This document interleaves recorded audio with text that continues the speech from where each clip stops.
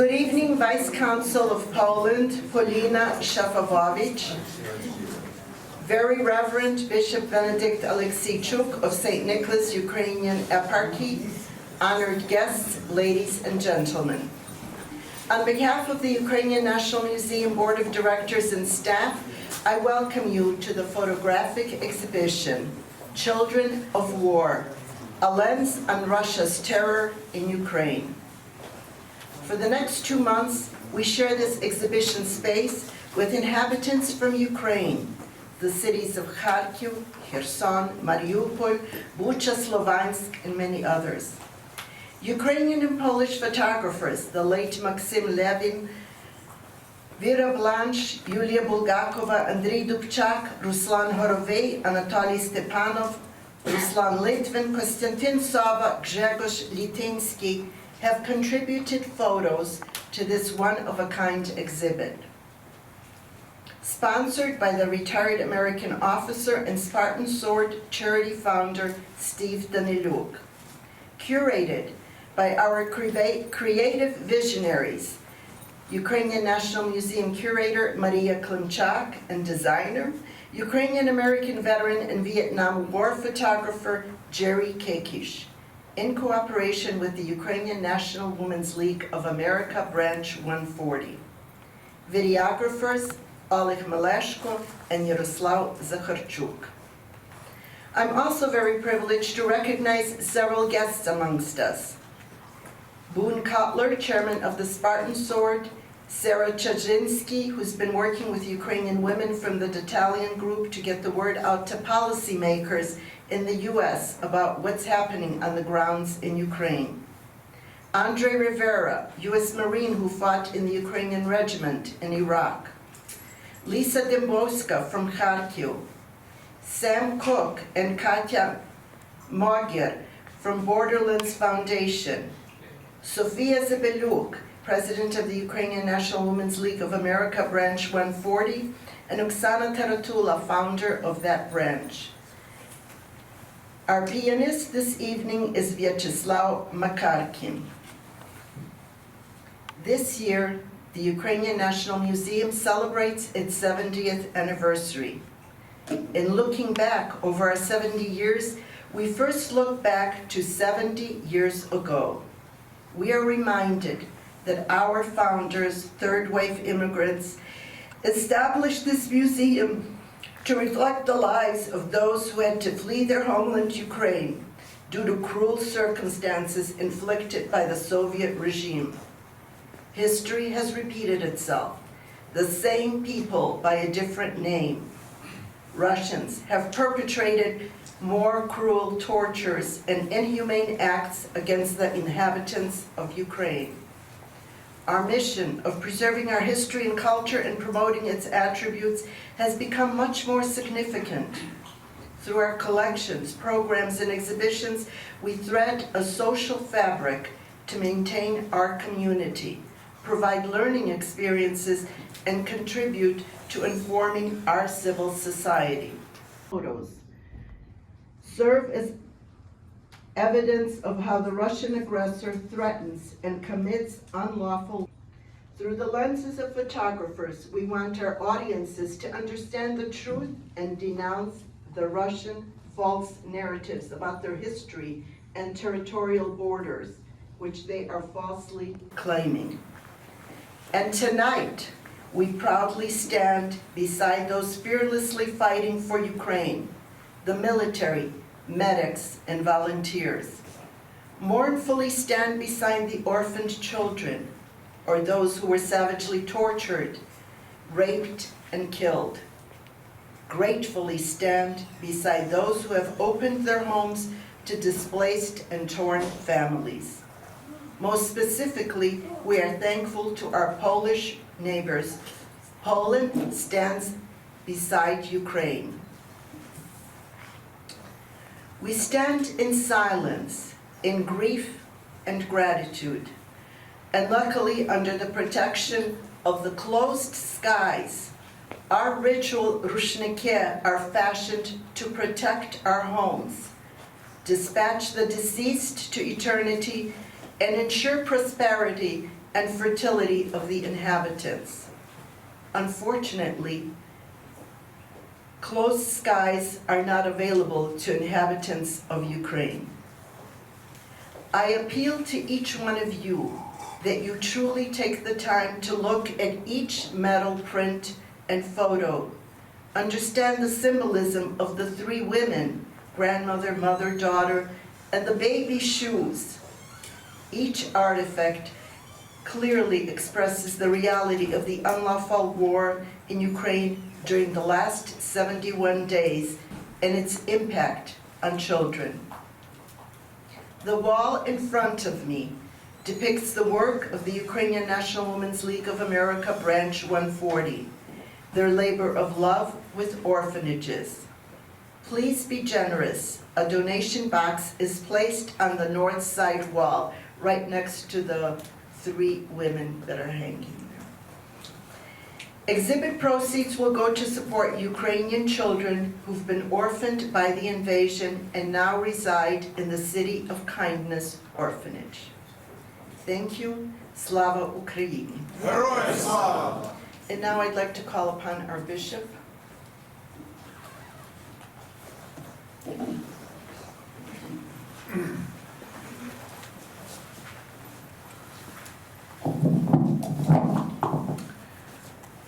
Christos Voskres. Good evening, everybody. It is a big pleasure for me to be with you today. When I stayed and I remained my time when I studied seminary, and one professor told us, what you have now, later it will be history. But now is something different. What we have now, it is history. It's not easy history which we have. 2 years of COVID, it's something unusual. Now it's war. Especially it's more difficult for us, for Ukrainian, because we have this war in our country. We have many relatives. Many of them still alive, but they have difficult time. Some of them died. We so often have this question, why?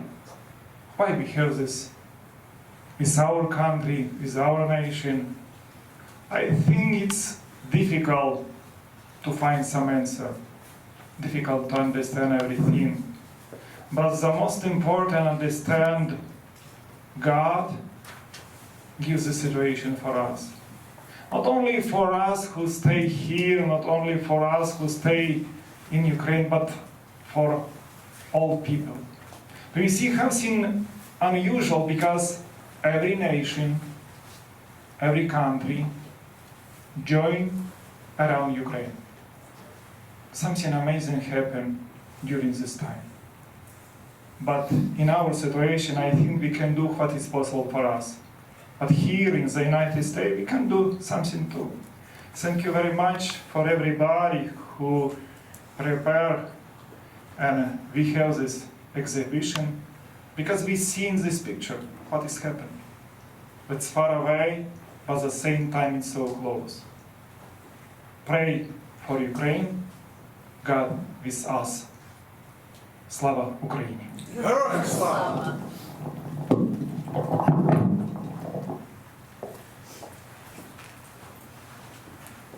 Andre Rivera.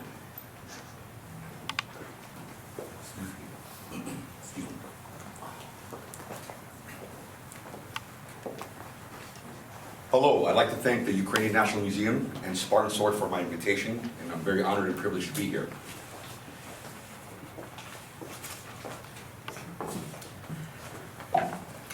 I was invited to this event because I was a team chief of one of the very few American units to ever have fought alongside the Ukrainian military in a major battle.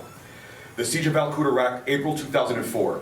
For their actions during the battle, the 7 members of my team, Lightning 3-0, were all combat decorated, some with the highest awards in the US military for their actions that week. Today, much of my life is dedicated to guiding veterans in transitioning successfully as civilians and mitigating the current veteran suicide crisis. I'm a board member of 3 nonprofits dedicated to veterans, the founder of one, and the junior vice commandant of the Marine Corps League Detachment 1058. I'm involved in all these organizations because veterans need support after the war due to battlefield trauma. Although my war happened 18 years ago, it is still very much alive in me. The memories are still vivid. The memories will also remain vivid for the children of Ukraine. We must be compelled to have support systems in place to save them, not only today, but in the future, just like we do for our combat veterans here at home in America. I grew up in a very violent 1970s New York City, alone with a 21-year-old single mother. I witnessed my neighbor's murder by stabbing when I was 8 years old. My mother was mugged 3 times in the subway coming home from work by knife and gunpoint, and countless other acts of violence. Unfortunately, my mother married a physically abusive man that resulted in me being transferred to the state's care and being placed in foster homes. I felt helpless. I could not protect her or myself. I had no control over my life. I felt someone should protect people that suffer abuse. I wanted to be that someone. I wanted to be the hero my mother and I needed, but didn't have. I was angry and I wanted to always be a protector. At a young age, I found an organization of men with slogans such as "First to Fight," "The Few, the Proud," and "Always Faithful." I felt this is where I belonged. I immediately wrote a letter to the Marine Corps, and they wrote back to me. The letter began, "Mr. Rivera, thank you for your interest in the United States Marine Corps. However, since you are 14 years old." So, obviously I didn't join then. But in 1994, I enlisted into the United States Marine Corps. I was an Anglo Firepower Control Team Chief. We are a small 4 to 7 man reconnaissance element that coordinates and directs close air support, naval gunfire, and artillery. We primarily operated with foreign forces or U.S. Special Operation Forces, thereby enabling them with access to all the firepower we bring to the fight. We are a powerful force multiplier that can alter the course of major battles, and we did.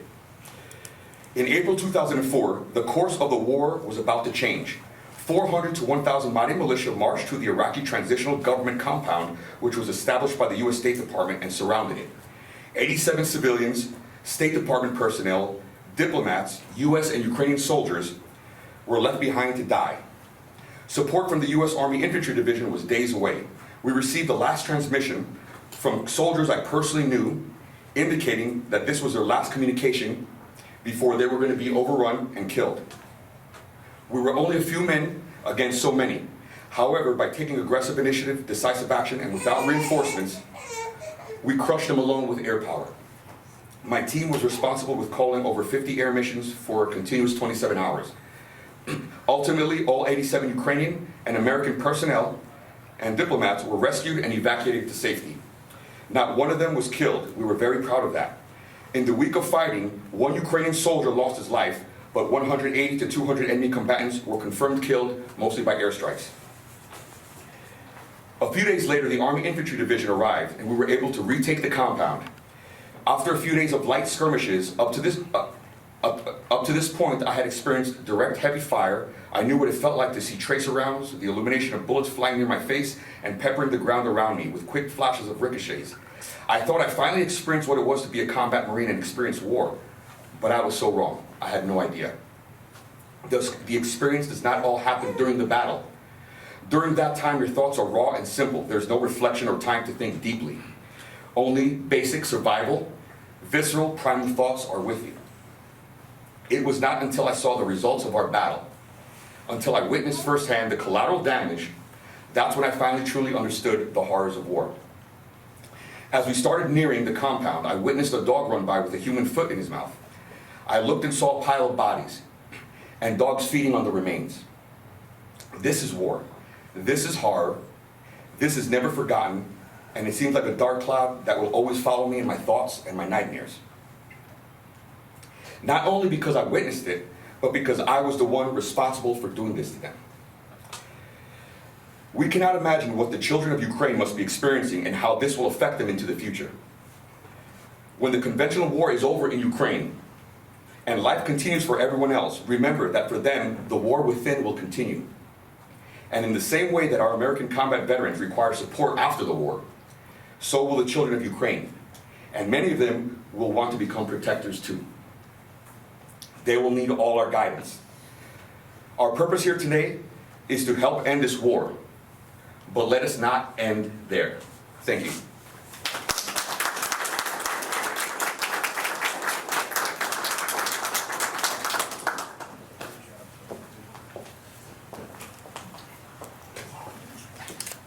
Okay, Andre, and next is Just call me Boone Cutler, I'll make my way to the stage. Sorry about that, Boone. That's all right, thanks for the handoff there, brother, Semper Fi. My name is Boone Cutler, and I started an organization several years ago called Spartan Sword. And Spartan Sword specifically was a way for combat veterans, for those who were affected by the trauma of combat, to reconnect with each other and to find a purpose in their life and to stay alive. So far, that program has been more effective than any other program in the United States. I'll proudly stand behind that, and there's really nobody that can dispute it. Because it's about each other. And I'll tell you a couple things since I've been here. Before I got here today, my experiences in war were to the forefront of my mind. I didn't know how I was going to deal with this. Didn't know how I was going to handle this. Didn't know what I was going to see. Didn't know how I was going to feel. And then I took this tour. Started right there and I worked my way around. And I saw some things that I've seen before. In these photographs. That little girl's face. I've seen that face before. That little boy's face. I've seen that face before. This guy behind me, looking battle-hardened with a sense of grit in his heart. I've definitely seen that face before. These are the faces of war that just don't seem to change generation after generation after generation. They go on and they go on because this is the human condition. The thing that unites us each is pain, sometimes more than love. But it's the love that gets us through the pain. It's the love with each other, that fellowship, that sense of caring that makes everything okay for tonight so we can get through to tomorrow. I don't understand this entire situation, but I do understand war. And I can tell you that this soldier behind me, this man with a sense of grit in his heart, on his face as he lights that cigarette, we each have to have that same sense of grit in our hearts, here and now. Because this war will not be over when this war is over. This war will continue in the hearts and the minds and in the memories of those who have been there. In that little girl and that little boy and this man back here. And it will continue with us. Because if it does not, we will not find that sense of love to pull each other through. Pain is pain, and it is the great uniter. But it is the love that keeps everything humane. As I worked my way around this room and I got to over here, I saw something that touched me even a little bit deeper. It wasn't that sense of war and understanding anymore, it was a sense of rage. Utter rage. In this wall over here, you start seeing the crimes against women, crimes against children, the rape, the mutilation, civilians. There is no excuse for that. And what I see from that right away is I see that Putin has a very undisciplined military. He has an untrained military, and that's why he cannot win. The United States Military Special Operations have been in Ukraine for several years now, training the people on the ground how to fight this type of battle. In uniforms and not in uniforms. They will prevail, I assure you that. They will prevail.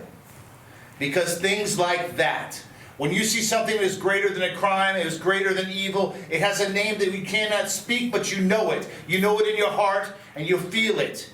And you say, this is the thing that separates us from them. What separates us from them is humanity. And only humanity can pull a person through war. Not vengeance, not violence, but the humanity. The humanity for the person next to you, and the humanity for the home that is behind you that you're just trying to get to. Wherever there is combat trauma, there will be Spartan Sword. Our organization will be there. But I compel each of you here now, it doesn't matter what war you served in or what war you will serve in, we have to get through it. And for that, it takes grit. And when we come home, it takes love. Thank you for your time.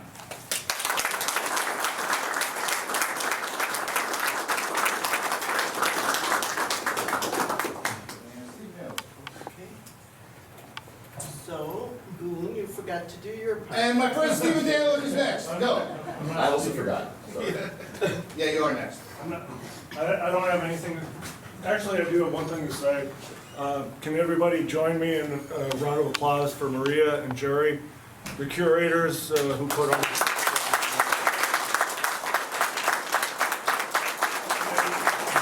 I think, just briefly to echo what both Boone and Andre said, the war's gonna end. You know, who knows when, you know, it'll be 3 months, 6 months, it will end, but the after effects are gonna go on for years, decades probably. And we're thinking about that, and we've been through it ourselves. And we wanna be there for Ukraine. Not the Ukraine, I was corrected on that earlier by Maria. And my role is to introduce Sarah. I just saw her over here. So Sarah's from an organization called Italian. Some of you might have seen them. They're listed on the Ukrainian embassy website. Many of the photographs that are here, the cadre of photographers and photojournalists, are under their umbrella. And she's going to illuminate you on some of that too. Thank you. Thank you. So as Steve said, my name is Sarah Chazinski, and I am here as a member of Italian. You'll have to forgive me, I am going to lean on my notes because, as we've all heard, this is very emotional. So Italian is the Data Battalion. It's a group of women, most of us mothers and wives, campaigning for Ukraine. We were formed in Ukraine to ensure that the truth about Russia's devastating war is seen and heard throughout the world. We're using the images we gather from the front lines, the photographs, and the footage of places so difficult for many journalists to reach to make sure that politicians and decision makers around the world are in no doubt about the horrors of this war. Max was one of the first people we worked with. You can see his images behind me. His images sent shockwaves around the world. For Max, for our team, and for the many brave people we work with, the camera is their weapon, and the truth is the only ammunition we have. Today, as we remember Max and the growing count of journalists who have been murdered in this war, we honor and bear witness to the extraordinary sacrifices that ordinary people are willing to make to prevent this torrent of death and destruction, to ensure that the truth can prevail over lies and noise and misinformation, to ensure that we see the images that none of us really want to see, but we must see them. We all must. Max was one of those extraordinary people, and his soul shines through the incredible raw and important images we are surrounded by this evening. He is a hero, a true hero, and his fight and his power continue to resonate for us all. Max has 4 children, all under the age of 10, that continue with the loss of their father. Although it is still difficult for her to form words around this loss, Max's wife shared some words with me to bring to you all.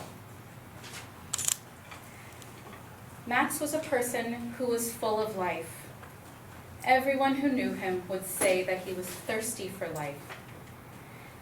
It seemed like he was in different places at the same time.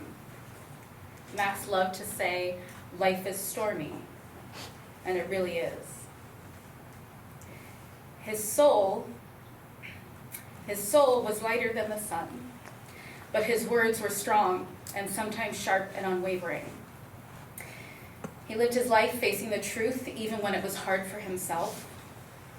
It was also the reason why he could not let go of the war since 2014.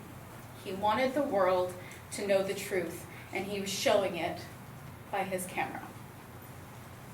Max was a loving father to his sons who were unable to attend his funeral because they'd been evacuated outside of Ukraine, and he wanted them to grow up brave, strong, and honest. For Max, I think the best thing we can do is share the truth and fight for the truth and freedom as he did, but in our own ways. Those were her words. I am a mere conduit of the pain of this crisis. It does not impact my body, yet I feel it through these images, the stories of the realities of what has happened, and of the war that continues to rage in Ukraine. One thing I know very clearly that I've seen in Max and in the women I work with every day in Ukraine is that despite all of their loss and hardship, the Ukrainian people are brave, resilient, and fiercely determined. They aren't just hopeful about Ukraine's future, they know that they will prevail along with Ukraine. And they are asking for you to have the same hope and faith. We are often frozen, not knowing what to do or how to help in times of crisis and disaster, much less a war. And I'm here to share that you can help, that you can make a difference. Today we are raising funds for the orphanage and also to support Max's family, to ensure that his wife and children can live at least some of the life he intended for them. So his 4 children can go to school and thrive despite the unimaginable tragedy they have known. I want to thank a number of volunteers and the team that has brought us together today. You'll hear from Sam from Borderlands Foundation shortly, Steve and Boone and Andre from Sport and Sword, Jerry Maria for putting this together, and the entire staff and members of the Ukrainian National Museum. This is a collaborative effort on all fronts. So I thank you all for your generosity and your care, and especially for facing these images with all of the emotion that they bring for you, and the difficult topics that they bring to us through these photos right here in this very room. Thank you all.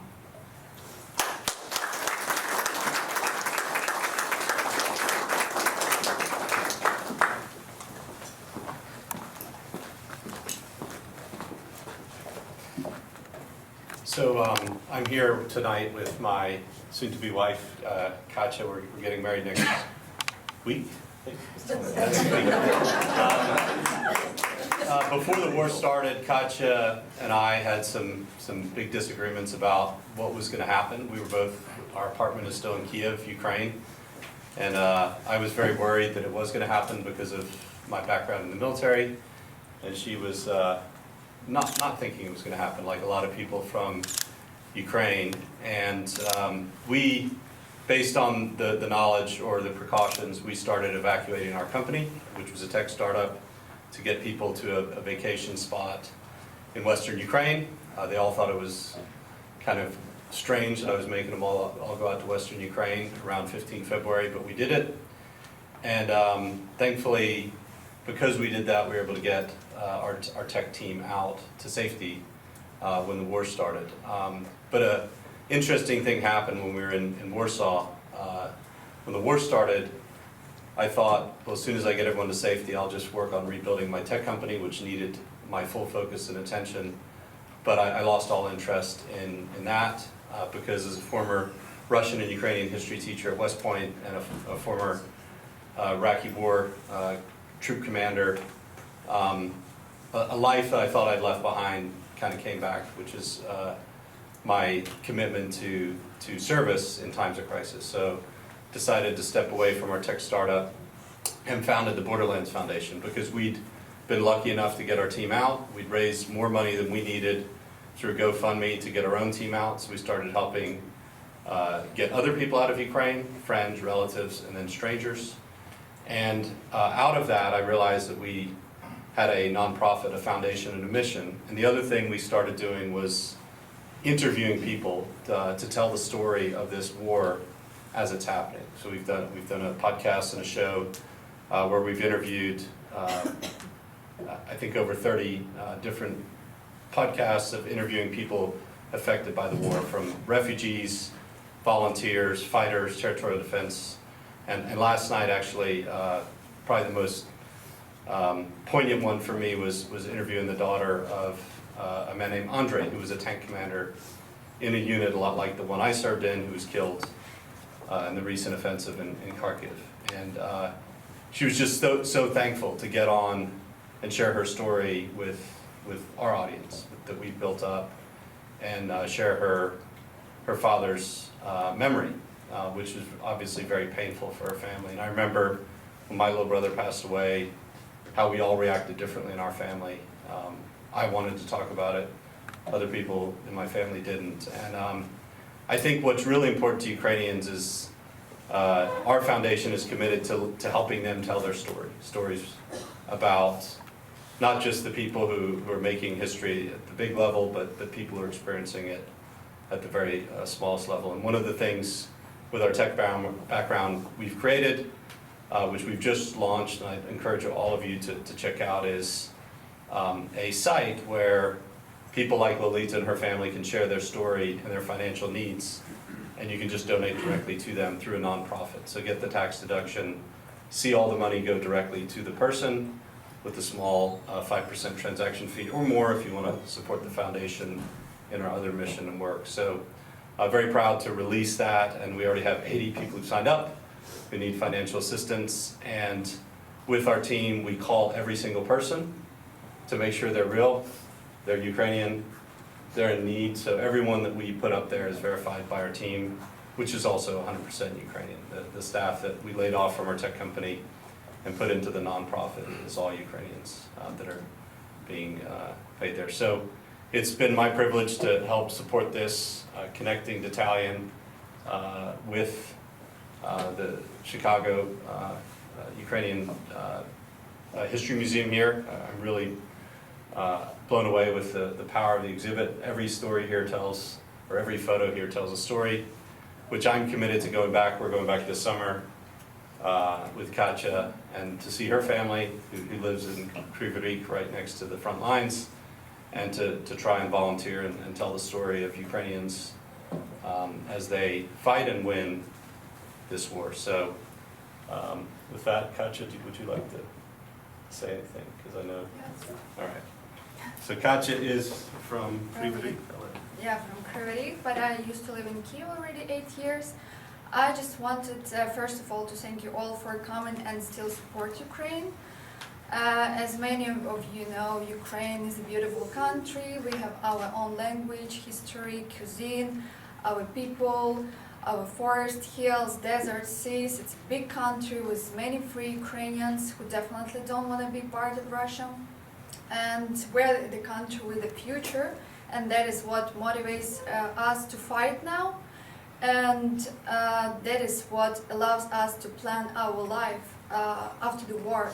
And on the battlefronts, on economic or information fronts, we're all together, we're united.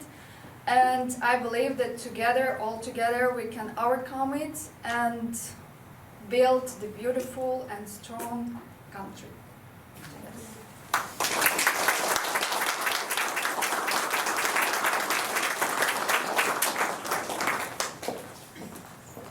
And now I'd like to invite our Vice Consul, Yevhen Drabut.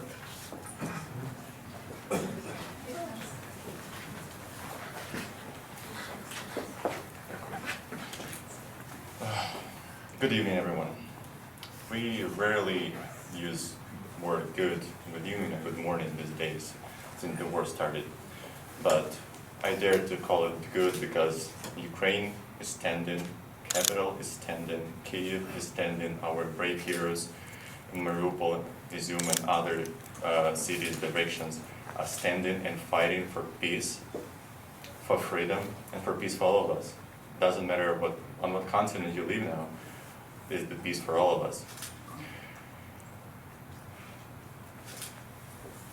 Dark times unite bright people for the good cause. I was happy to learn about this the organization's initiative that was just mentioned, and we have. I'm really thrilled to learn about their activity and what they're doing, because there are so many things that when we connect and when we unite, we can do better, do faster, do more to help our people. Taras Shevchenko prominent and legendary Ukrainian artist, poet. He left us with the guidance, fight and you're sure to win. And this is what we're doing now. Our brave, they're, I don't know how to call them, but they're just the bravest, amazing, magnificent, I would like to say immortal, but they are immortal in our memory. Heroes of Ukraine, those women and men and women that are fighting on Ukraine, protecting Ukrainian soul, every inch of Ukrainian soul. They give their lives, they give their health to protect the freedom. And it is our fight, and it is our battle, it is our fight on each side. And me personal, as just a Ukrainian citizen, or a citizen of the world, or me as a diplomat, or museum, or the priest, everyone has its own battle where we can contribute, we can help to fight, we shall prevail. There is no other way, and there is not a single doubt about it. But it's only about uniting, and what we're here tonight is another battle, another. Our photographers, our artists, they keep fighting on their own way. They're spreading the word, they're spreading the story of Ukraine, of modern Ukraine, of Ukrainian fight for freedom against evil across the borders, across the continents. And it is tremendous job. It is tremendous risk to be out there doing what they're doing. And thanks to them, the world can see, the world can feel, the world can cheer, support, and cry with Ukraine. I just today, it's shame on me, but just today I learned about the Italian, not here at the event, but earlier when we received information from the Ministry of Foreign Affairs, and it's an amazing project. So go to Italian.com and share the information. Just feel free to get the information, copy the link, and send it to the media, because they have a database that many of, like the majority of media in the United States, they don't even know that it exists, and so they don't use it. So they sometimes, that's why, for that reason, on the information where we allow the media to reshare something that is not verified, that is maybe another piece of Russian propaganda. So please do use the Italian. Please go to war.ukraine.ua. It's before war, it was a beautiful resource called Ukraine.ua. It was about more than Ukraine, creative Ukraine, innovative Ukraine, dynamic Ukraine, the country of Ukraine we know now and we love. But when the war started, this resource we changed this resource. It's run by the Ministry of Foreign Affairs to war.ukraine.ua. Everything is verified, all the photos, including all the amazing photographers that are and are not with us anymore. And thank you everyone for putting this together. Thank you museum. Thank you everyone who contributed their resources, their time, their materials to make it happen. And as my short speech comes to the end, allow me to invite everyone for the minute of silence to commemorate the memory of every single brave Ukrainians, if not by blood, but by heart and spirit, who lost and gave their lives in this war.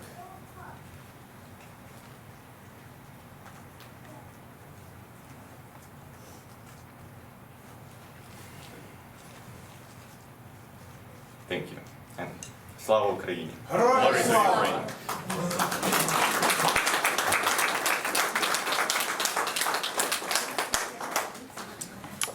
Lisa Dembowska is a recent immigrant from Kharkiv, and I invite her for some remarks.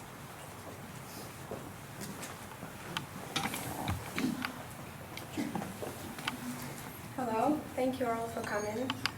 My name is Елизавета Dembowska, and I'm Ukrainian. I came from Kharkiv a month ago, and I fled from Kharkiv 2 months ago, in early March. What I want to say is, when I came here, I felt like I came back to my hometown. which is half destroyed as of now. And it is very painful to see all these pictures, but at the same time, it is extremely important to show the world what is happening. Because a lot of people still think that this is some kind of theater or something, but I can say that this is the worst thing that ever happened to me in life. This is the worst thing that I have ever seen in life, and I hope none of you will see it in your future. On my way here to this museum, I came up with a thought that we all won a lottery in a way, you know. We won a lottery when we were born in safe countries. Some of you won a lottery when you escaped Ukraine before your house was destroyed or something. I won a lottery because I am alive and I'm still here. And I can say that this is an absolute miracle that I'm alive, because at night on the 2nd of March, a huge rocket hit my neighborhood. And we all thought that this would be our last night, our last minute. But thankfully, I am here, and I survived, as well as all my neighbors and my family. And I'm grateful to God that it, you know, happened this way. And I think that as long as I'm here, I have to support my country, support my people, support Ukraine, and telling people the truth, telling what's happening, and encouraging people to donate, to support, to save children, to save those who are suffering, to save those who lost their families, lost their jobs, lost everything they had, everything they built for years, decades, for generations. My family and friends are there. They are fighting, they are defending my city, Kharkiv. They are cooking meals for civilians. They are risking their lives every single day. And I cannot even imagine what they're going through every single day, because I still remember the noise of that rocket. I still remember it, you know, flying over my head. And I cannot compare this noise to anything else I have ever heard in my life. And my friends are there, and they still hear the same noises every single day. And they decide to stay because they know that they are the only ones who can help the other Ukrainians and the other Kharkiv citizens. And I am extremely proud of them. We are raising funds to support them, to buy the food, to buy ammunition, to buy medical supplies, to help them help other people. Because that's what we do right here, right? We help other people to help other people survive. That's how it works in life. We have to be united. We help to be one. We need to be one. That's all I'm gonna say. And the other thing that I want to mention is that this is the war to an end. And this is the war where Ukraine wins. Sooner or later, we win, and we will rebuild our country. We will help our children recover after this terrifying event. And I hope today's event will help those children who suffered for months to continue living, at least, to just survive until the war ends. This is the most important nowadays. Thank you all for listening.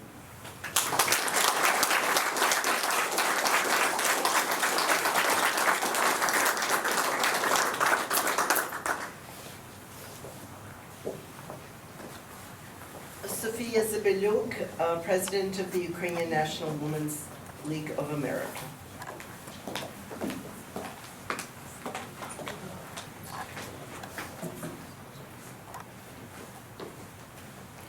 On February 24th, Ukraine was invaded by Russia.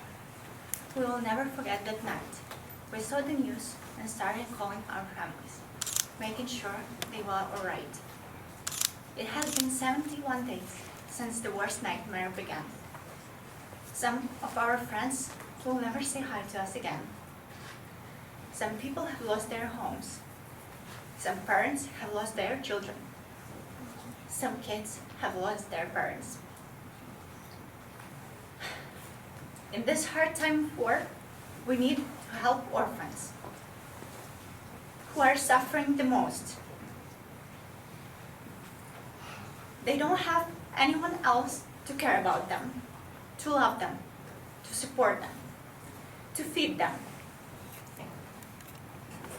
We, members of UNWLA Branch 140, who have chosen our mission to help the kids and families in need, are raising funds tonight to help the orphans, victims of Ukraine, who have lost their families, who needs us at this hard time. Thank you all for coming to this event.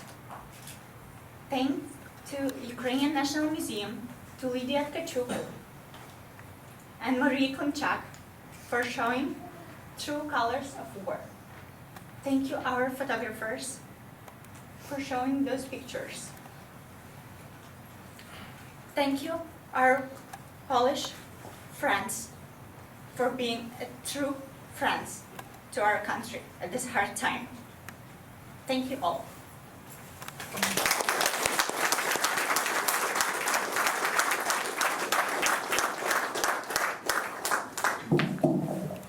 And I am the curator for the Ukrainian National Museum, specifically for this exhibit with Jerry Kekish. We are very proud that we have it today, tonight, all of you as a friend of Ukraine and also our brother and sister. And I have a donation. The first donation that came in for this fund is $1,000 from Puerto Rican Museum of Art and Culture.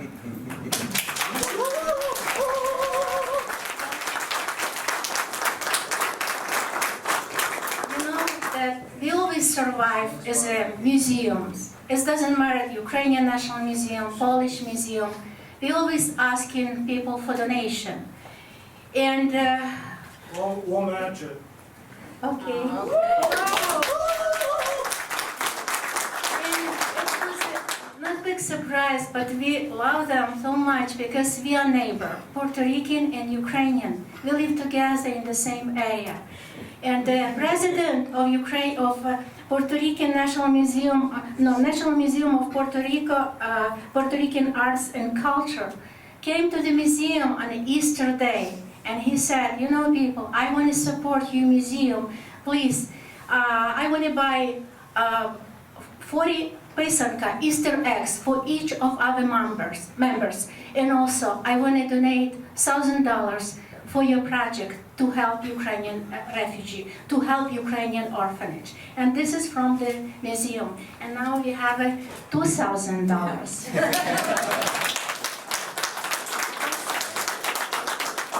Hey, get up here, everything in my pocket, right there. And this is from Kathleen Kirk, just visitor for our museum. And when she's asking me what we are doing to help Ukrainians, I try to explain about the project that we are doing together with Jerry. And this is a donation, $100.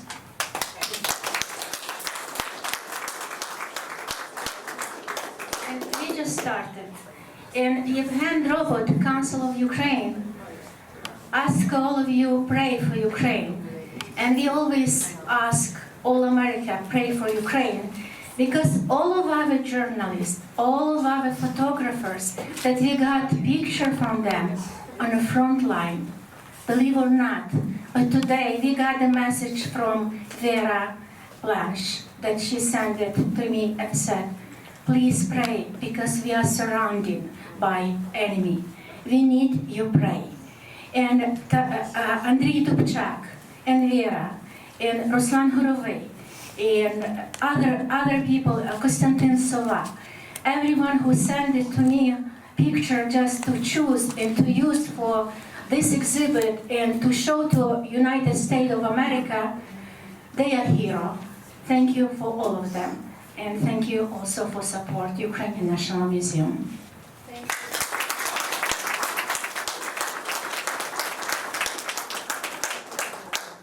So in the end, I would like to thank everyone for coming tonight. I'd like to thank my staff. Jerry doesn't want to speak. I would like to thank my staff for preparing this exhibit because I think it's truly beautiful. And I invite every one of you to come and look. And when you grab a glass of wine, please, please be sure to drop a donation for the orphanage. Thank you.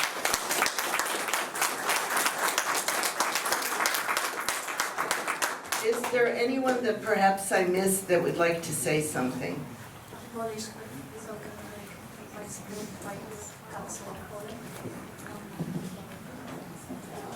Okay, thank you. Thank you.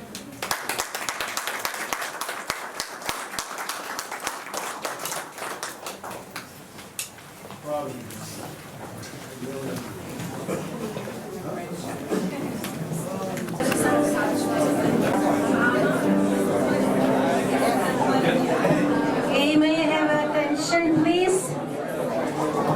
Just 1 minute for your attention, please, my people. Very proud to be also a member of the sister city Чикаго-6. We have a president of sister city, Vera Ilyashevska. Where's she? Vera. Oh, come in. And just to announce that Sister City of Chicago, the organization to whom I belong to, that offering $2,000 for orphanage. Thank you. This kind of story.